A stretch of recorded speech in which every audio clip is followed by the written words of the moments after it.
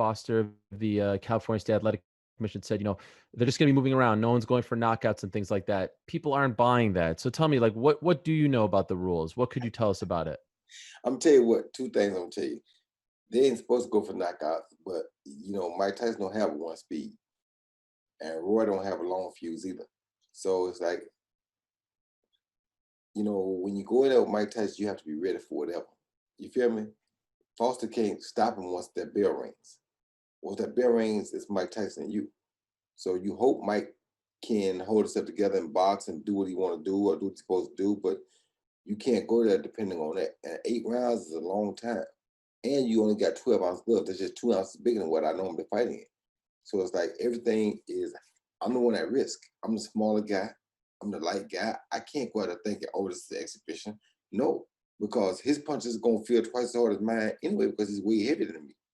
You understand me? So I got to be ready to defend myself and at least make him stay in check while he's doing whatever he's doing. And that's probably going to call for some fireworks. So I hear them, but I don't hear them.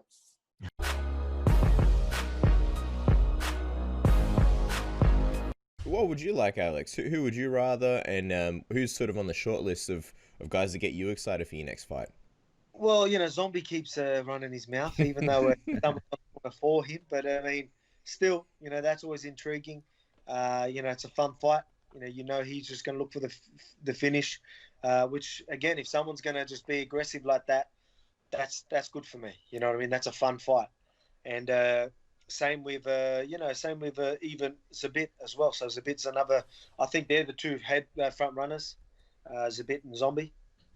But again, they just need a fight. Someone just needs a fight and get an impressive win. And I guarantee you, everyone's going to be screaming their name. I guarantee you, if Zombie knocks out Ortega or Zabit knocks out or does a crazy submission to Yair Rodriguez, I guarantee you guys are going to be, that's a fight I want. You guys will be. Everyone's going to be. You know what I mean? So that's the fight I want. I want an exciting fight. I want a person that everyone goes, this has to be the guy. He's going to do it. I hope I'm the underdog. You know what I mean? I love it. I want people sitting there saying, this is the guy that's going to take him out. And I'll go out there and I'll prove him wrong again.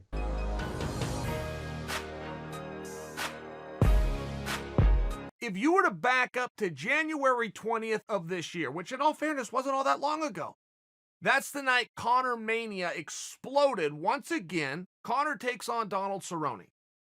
They decide they're going to put Conor on ice and have him wait for Khabib.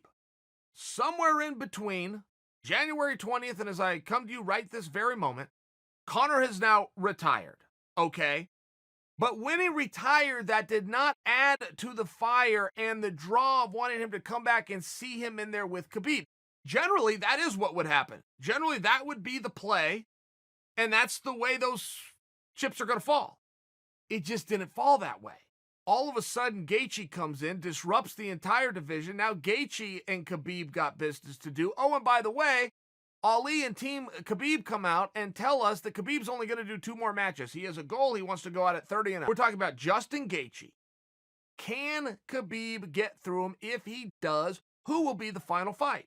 And all of a sudden, this dialogue about George St. Pierre comes back in. Now, don't forget, this is significantly different if Dana does, like I do, believe that Khabib's going to do 2 more and ride off into the sunset. Khabib has never in this sport been anything if not a man of his word. Now, certainly we wouldn't hold him and say, you're dishonest. He's got the right to change his mind if he wants to fight more time. It's called changing your mind, not lying. But generally speaking, Khabib has been very stubborn, very upfront, and can see a few steps ahead. So when he says, I'm going to do 2 more, it's very relevant to this because all of a sudden Dana's more open to the idea of George St. Pierre being that final fight. You have to understand, Dana's only resistance to putting George in is going, hey, George, you already did this to me once. You moved up to 185. You grabbed that title. You rode off in the sunset. Now I got a division with no champion in it. I don't like that. The only difference this time is you're openly telling me ahead of time you're going to come and do that at 155. I'm not into that. Well, everything changes if your champion coming into the match says, I'm done. This is it. Well, then why can't his challenger say the same thing? I mean, why can't his challenger say the same thing? If the belt's going to be vacated, and my number one thing that I don't want to see is the vacation of the belt, the vacating of the belt, it's same. It's apples, right? So I do think that fight's going to happen.